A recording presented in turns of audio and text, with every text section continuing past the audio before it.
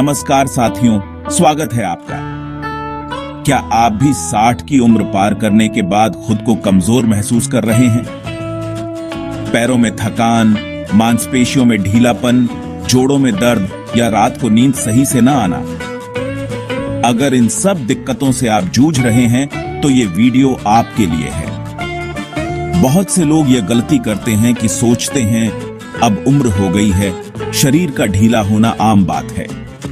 लेकिन असल में सही खानपान से आप इस उम्र में भी चुस्त दुरुस्त और आत्मनिर्भर रह सकते हैं। आज मैं आपके साथ वो बातें साझा करूंगा जो आपके शरीर की कमजोरी को रोक सकती है और आपको वापस सेहत की पटरी पर ला सकती है।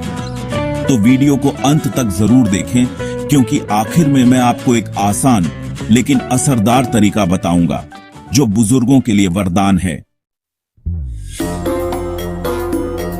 सबसे पहले आपको यह समझना जरूरी है कि रात के समय शरीर अपने आप की मरम्मत करता है। मांसपेशियों की टूट फूट ठीक होती है, हड्डियों में मजबूती आती है और दिमाग को आराम मिलता है। मगर अफसोस की बात यह है कि ज्यादातर लोग रात में सिर्फ सूखी रोटियां खाकर सो जाते हैं। शायद अभी आपको फर्क न दिख रहा हो, लेकिन धीरे धीरे शरीर में कमजोरी घर करने लगती है। आज थकान, कल जोड़ों का दर्द, परसों उठने चलने में परेशानी, और देखते ही देखते इंसान दूसरों पर निर्भर हो जाता है।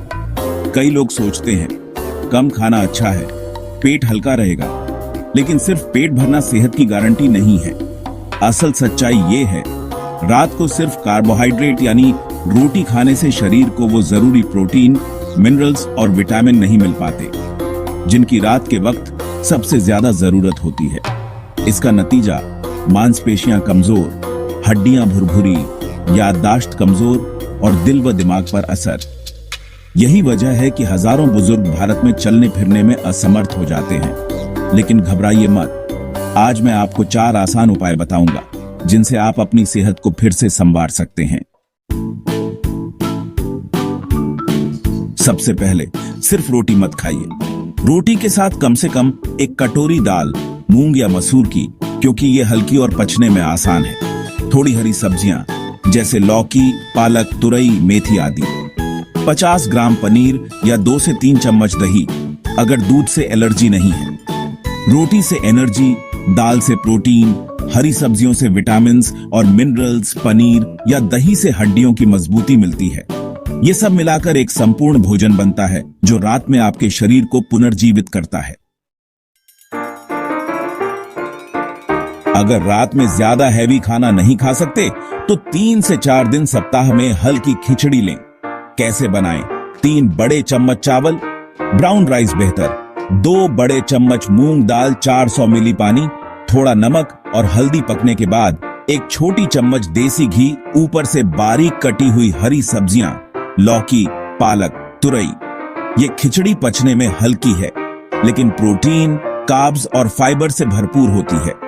देसी घी आपके जोड़ों को सुरक्षा देता है और सब्जियों से शरीर को जरूरी पोषण मिलता है।